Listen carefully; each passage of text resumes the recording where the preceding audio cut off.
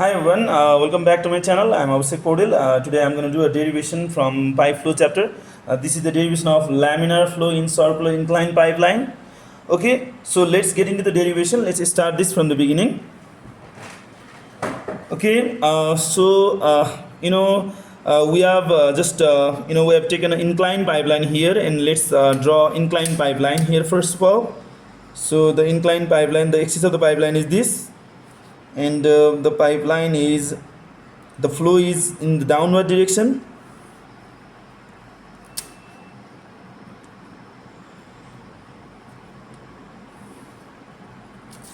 Okay, this is how I've just drawn this, and let's let's take a fluid element inside this cylindrical fluid element inside this pipeline. So the cylindrical fluid element is the flow is in this direction, so that's why so let's take the fluid element inside this pipeline. So I'm going to take a cylindrical fluid element inside this pipeline having length dx. Okay, this fluid element has a length dx and radius small r, and okay, so now this is the entry point of this fluid element and this is the exit point of this fluid element. In this fluid element, so the pressure force and the shear stress acts, okay, and the weight is also acting because this is the inclined pipeline, so the weight is acting downward from the center. So weight is acting downward, the weight is acting downward from the center.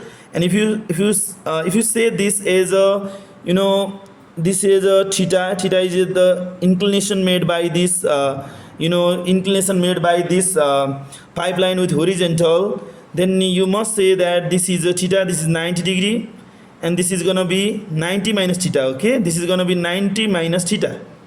So and how much is this one? If you make a perpendicular over here, this is gonna be theta. Okay, so this is the theta, and this is gonna be w cos theta here, and this is gonna be w sin theta over here, w sin theta in this direction. Okay, so we have resolved this weight in two parts, that is w cos theta in the perpendicular to the axis, and along the axis w sin theta.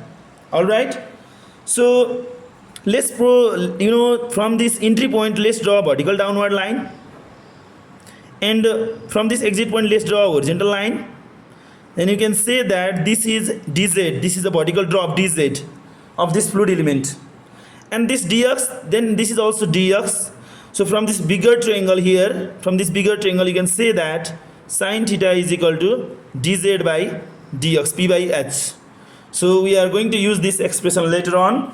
So this is found out by this elevation drop dz and this horizontal, this axis distance dx. Okay, let's proceed to the control volume. So I'm drawing the control volume here. The control volume is this one, and this is a control volume, and in this control volume, the pressure force acts and the weight acts because this is inclined, and the shear stress also acts opposite to the direction of flow. Okay, the shear stress acts opposite to the direction of flow because the flow direction is this one. This is the flow direction, and the shear stress tau acts opposite to the direction of flow. And in this entry point, the pressure force acts, the pressure force is P into pi r square because this is the radius r. And this exit point, the pressure acts toward the control volume, which is equal to P plus del P by del x into dx. This is the binomial expression of increment in pressure over here. So it is written like this in the partial differentiation form. Later on I am going to convert this partial differentiation into total differentiation because this is the one dimensional pipe flow. So I am going to take the weight component toward the direction, toward the flow direction, which is equal to w sin theta toward this direction. So this is acting, this pressure force is acting toward the control volume all the time, always. So, and weight is acting along the direction of flow here in this case, and the shear stress is acting opposite to the direction of flow. This must be shear force, and it must be multiplied by the surface area. The surface area is how much? The surface area is 2 pi r into dx, because this is the dx, and the surface area is what? 2 pi r into dx. Okay, so now let's apply the Newton's second law here. Apply the Newton's second law. Apply Newton's second law. Newton's second law states that net force acting on a controlled volume is equal to mass into acceleration, product of mass into acceleration. So in this case the flow is steady, so that's why you can say that there is no change in velocity with respect to time, change in flow property with respect to time, this is steady, so that's why this is going to be 0. So net force is equal to 0. Okay, so net force is equal to 0. So now let's add up this force in this inclined direction. So that is plus p into pi r square minus p plus del p by del x into dx into pi r square plus w sine theta and minus tau into 2 pi r dx is gonna be is equal to 0. Okay, let's open this bracket. Okay, now this is gonna be p into pi r square minus p into pi r square minus del p by del x into dx into pi r square plus w can be written as gamma into volume. Gamma is slightly bent. Gamma into volume. Gamma into volume is the weight, and sine theta minus tau into 2 pi r dx you can write like this is equal to 0. So you can cut this out, p into pi r square, p into pi r square.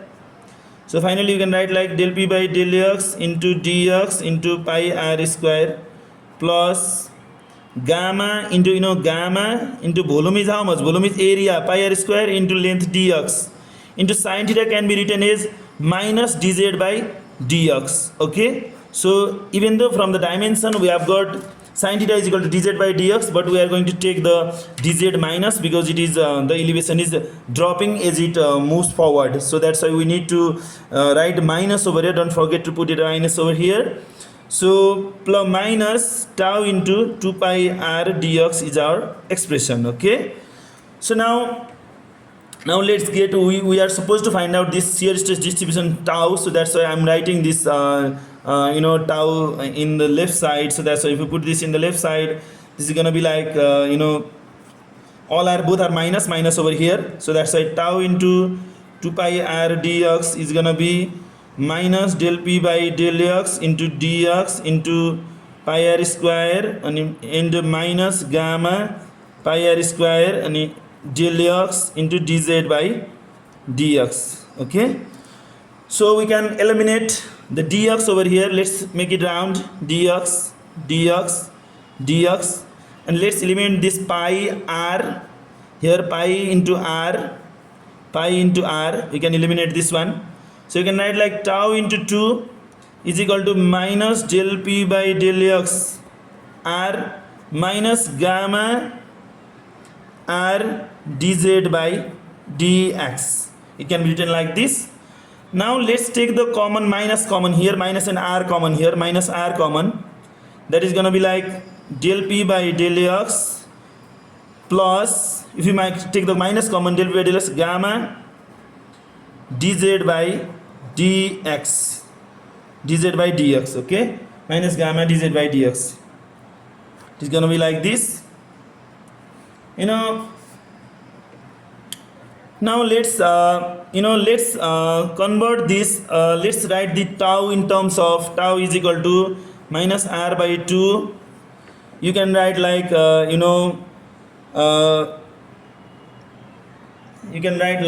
this is write like del p plus gamma z divided by del x. You can write like this. You can write this as inside this partial differentiation form. So you can write like this one is del p plus gamma z divided by del x. So you can write like this. So finally you are got the shear stress expression, that is del p plus gamma z divided by del x into r by 2. Its minus sign is over here. So this is the shear stress distribution in case of inclined pipeline. This is the shear stress distribution. You can written as shear stress distribution In case of inclined pipeline, viscous liquid, if viscous liquid flows in the inclined pipeline, the shear stress expression is this one. This is the laminar flow cases. So now this is the equation number 1. I term this as equation number 1.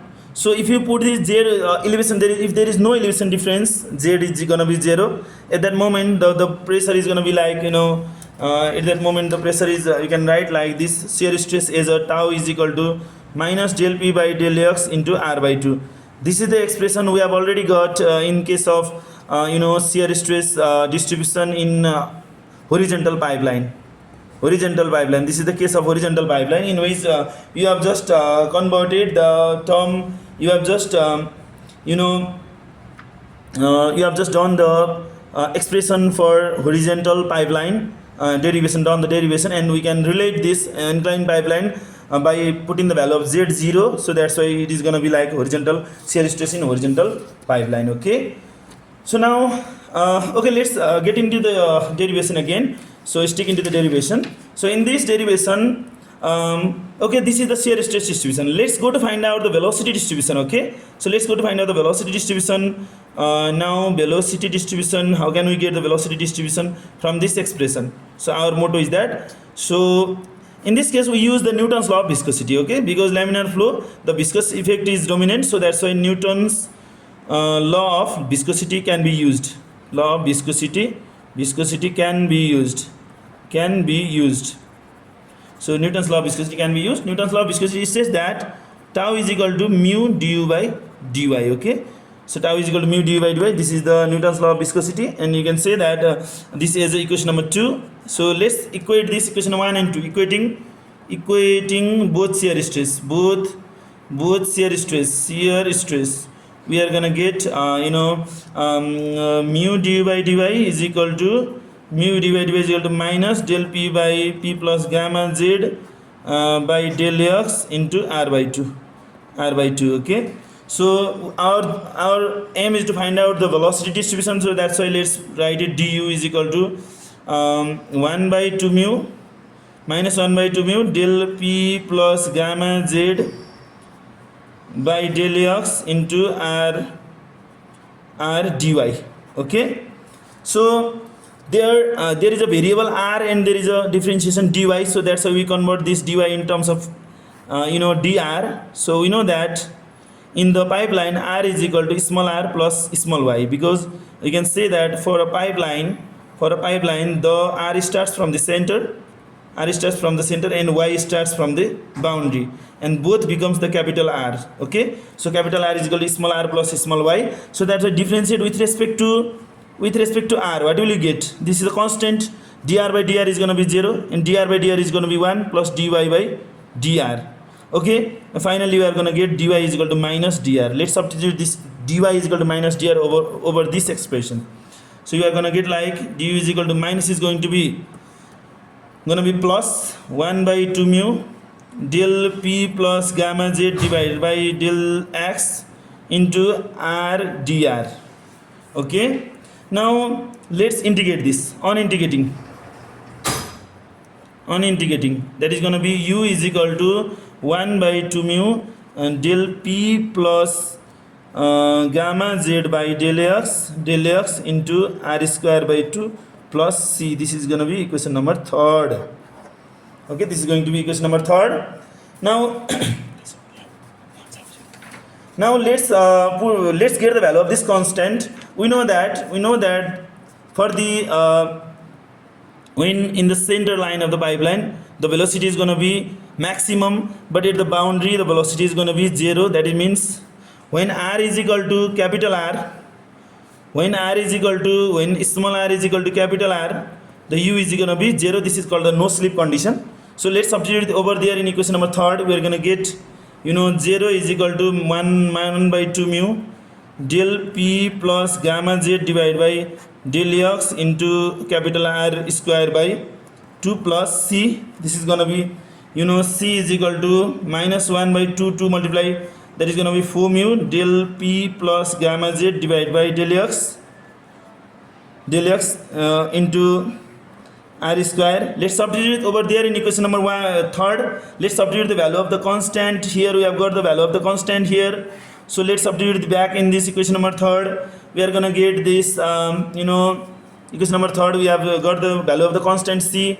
Let's substitute back this in equation number third. That is gonna be u is equal to 1 by 2 multiply, that is gonna be 4 mu, del p plus gamma z divided by del x into r square by 2 minus 1 by 4 mu del p plus gamma z divided by del x into capital R square. Okay, so let's take the common from here.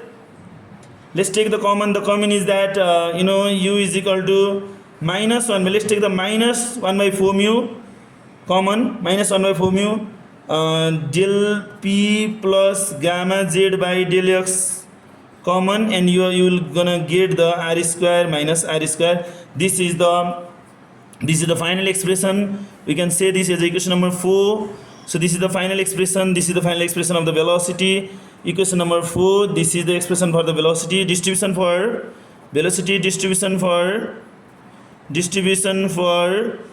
laminar flow in inclined pipeline. If you put the value of Z0, you have for horizontal pipeline, you are gonna get like the equation we have already got in our class. For horizontal pipeline, if you put the Z is equal to 0, then the velocity distribution is gonna be like minus 1 by 4 mu del p by del x r square minus r square. This is the expression we have already done in the class. Okay, so this is the velocity distribution, equation number 4, and the shear stress distribution. We have already got the shear stress distribution in equation number in equation number 1. Okay, so in equation number 1 we have got the shear stress distribution minus del p plus gamma z by del x into r by 2, and the velocity distribution is minus 1 by 4 mu del p plus gamma z by del x into r square minus r square. This is our final expression. Let's rewrite this shear stress distribution and velocity distribution all together here. So that is a shear stress distribution, tau is equal to minus del p plus gamma z divided by del x into r by 2. Okay, so it can be written as like this. Okay, so let's change this form. Okay, for the numerical part we are going to use another concept of using this equation. So that's why we can write like tau is equal to minus del. Okay, so inside this let's take the gamma common here. So if you take the gamma common here, that is going to be like p by gamma plus z. Okay, so it is in a whole bracket divided by del x into small r by 2. Okay, so you know that this is the piezometric head. P by gamma plus z is the piezometric head. H is equal to p by gamma plus z this is a piezometric head. Let's substitute this over here. So that is going to be minus del minus gamma. Let's put the gamma outside from here. Minus gamma del h by del x into r by 2. You can say this. Okay, so this is the minus gamma del h by del x into r by 2. Okay, now if you convert this one as this is a piezometric head, del h is the piezometric head difference, del h. So if you put this minus del h by del x can be written as gamma del h by l, piezometric head difference del h by l into r by 2. It can be written like this, and del h is gonna be like h1 minus h2, and l is the length of the pipeline, you say. So h1 is how much? h1 is p1 by gamma plus z1, pressure head plus elevation head here, and h2 is equal to P2 by gamma plus Z2. Okay, this is not R, this is the gamma.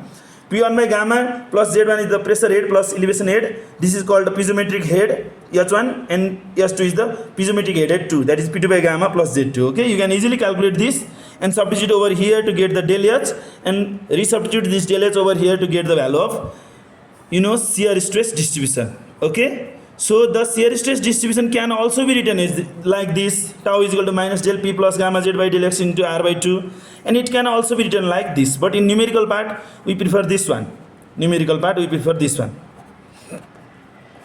Okay, like this we can also convert that pressure, that velocity distribution into that numerical format.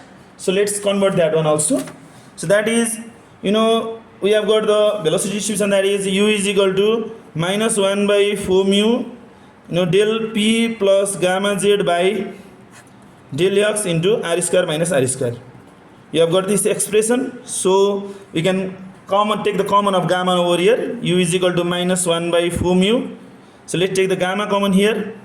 So if you take the gamma common here, so del P by gamma plus Z, okay? So this is going to be like del X into R square minus R square. So U is equal to minus 1 by 4 mu. You can say like gamma del X by del X into R square minus R square. Okay, you can say like U is equal to minus gamma by 4 mu, del X by del X into R square minus R square. Okay, so you can convert this minus del X by del X into how much? 1 by 4 mu, gamma by 4 mu, del X by L into R square minus R square. Okay, finally we have got an expression that is for the velocity distribution for the numerical calculation. So you can say that gamma by 4 mu del X by L into R square minus R square. So you can use this one for the numerical computation to determine the velocity at a different location of the inside the pipeline. Okay, so this is the local velocity which depends upon the radial distance variable small r. Okay, so this is how you get the local velocity at some point you desire. Okay, del H is how much? Del H is equal to H1 minus H2, piezometric gauge difference. H1 is what? H1 is equal to P1 by gamma pressure rate plus elevation rate, and H2 is what? P2 by gamma plus Z2.